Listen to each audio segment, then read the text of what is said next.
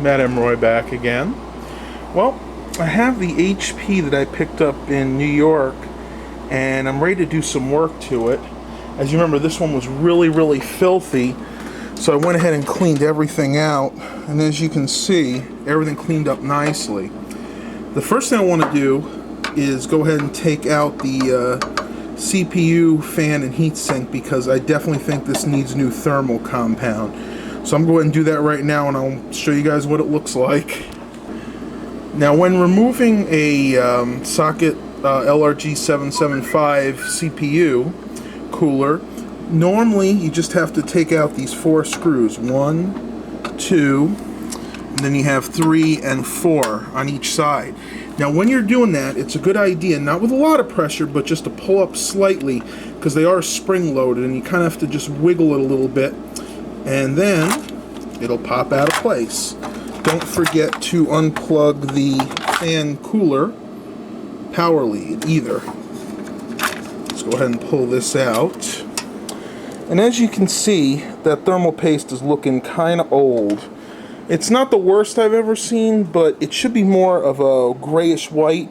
And you can see some of this is starting to turn black, especially in that area up there.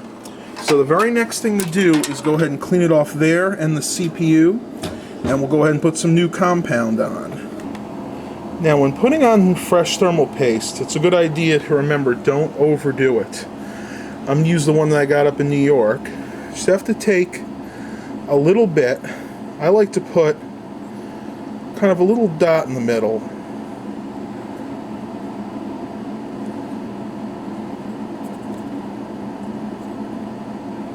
There you go. You can spread around a little bit if you want. No more than that.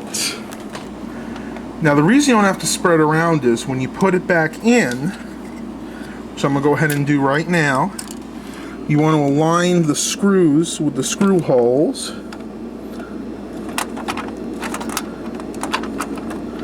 Just like that. And when you put it back in, the pressure of putting the screws back in will evenly distribute that thermal paste. When you screw it back in, make sure you screw it this way.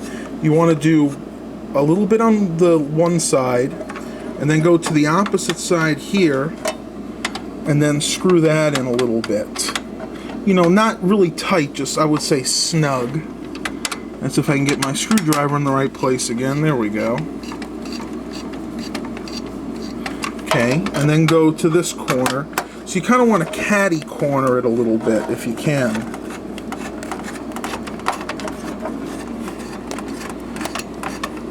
It's very hard to do this one-handed, so bear with me, guys.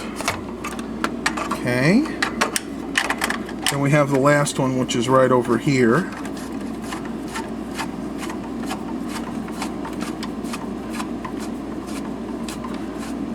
Okay. Now, once they start getting tight, you want to just do them hand tight. Don't put too much pressure. These will hold. 2, 3.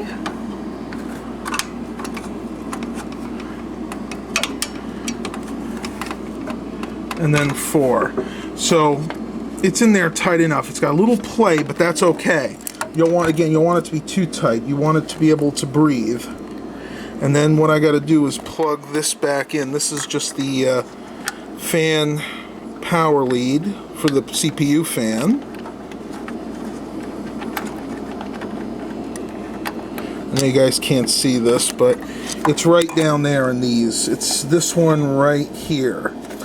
And the other one goes to this case fan, which is fine. I've actually checked all these fans. The bearings are good. They have a lot of lubrication left, so we're going to go ahead and keep them. Alright, so now that we've put new CPU compound or thermal compound on the CPU, next thing I want to do is go ahead and check the power supply. So I'm going to go ahead and pull that out. This is a High Pro, which is not by any means one of my favorite brands, but it looks like it's a decent quality built power supply, so I'm going to take it out. And I'm going to make sure there are no bad caps or any burnt spots in there. And we'll be back in just a minute. Alright, now that I have the power supply out, it was just a simple job of taking 4 screws out. 2 here and 2 identical ones on the other side. Now we're going to go ahead, and the case should just pop off like this. I got to put the camera down for this. Kind of accordions out here. I do have to break the seal real quick, so I'll be back once this is opened.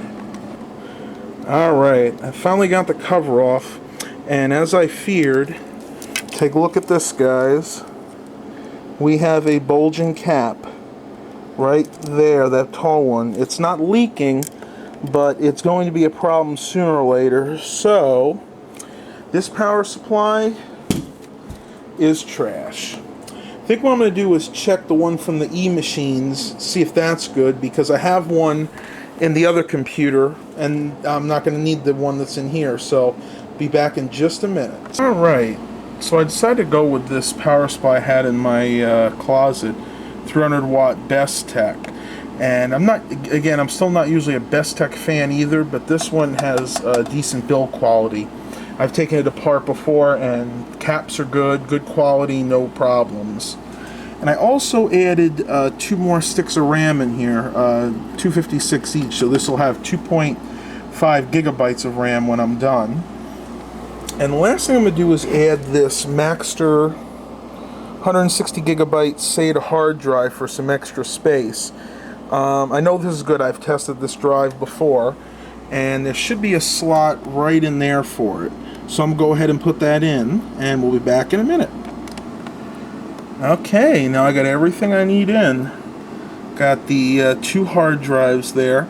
This Maxter can use the old Molex connector as well, but I just decided to use a SATA cord since I've had it. So to recap so far, I've added the extra hard drive, put new thermal paste on the CPU, added the extra memory, and put in a new power supply. So I would say it is now time to go ahead and fire this beast up. Alright, we are now ready to turn this on, and since I've done so many different things to this, we're going to call this a smoke test. So, smoke test.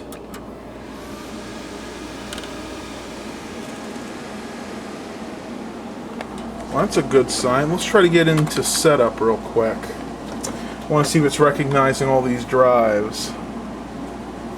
Okay. Yeah. We got the Western Digital, the 250 gigabyte main drive it's seeing. Got the 160 gigabyte Maxter drive. Oh, hit the wrong button there. Then we have the HP DVD writer. And take a look at that. 2.5 gigabytes of RAM. So that is so far so good.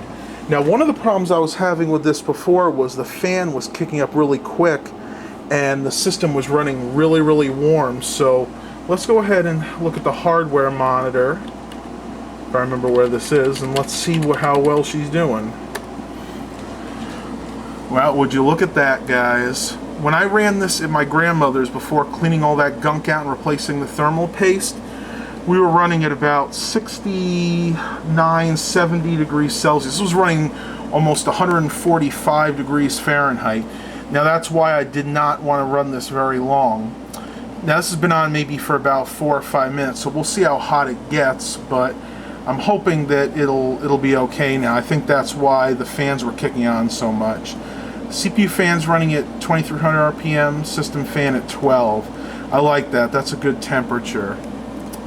4 degrees Celsius is a little warmer than I'd like, but one thing you guys got to remember about these systems, these were not the best case designs, so they really don't run as cool as, say, a custom-built computer. Well, we'll go ahead and try to boot this computer up real quick. I don't think it's going to boot, though, because as you might remember, I used the hard drive out of this when I was at my grandmother's to upgrade the BIOS on the Dell. So what's on here now is a fresh Windows XP installation, but it's for a Dell computer, not an HP. Focus. There we go. We'll see what happens.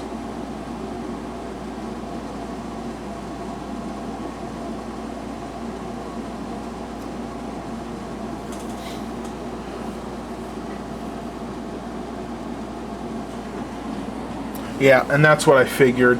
It's got a blue screen because the hardware between the two systems, this and that Dell Inspiron 531, is just too different. What I'm going to do is go ahead and leave it on for a few minutes and make sure that it doesn't start getting too hot. So I'll check back with you guys in about 10 minutes. Okay, so it's about 10 minutes later, and as you can see, it's only gone up to about 46 degrees Celsius. I looked online, and they said average for these Pentium Ds, which this is around 60 to 80 degrees Celsius. So I'd say we're doing pretty good here.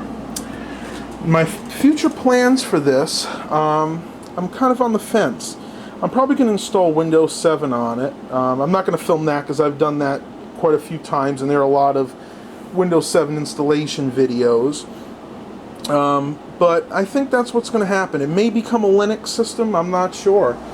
But I've run diagnostics on it, and this system is definitely good.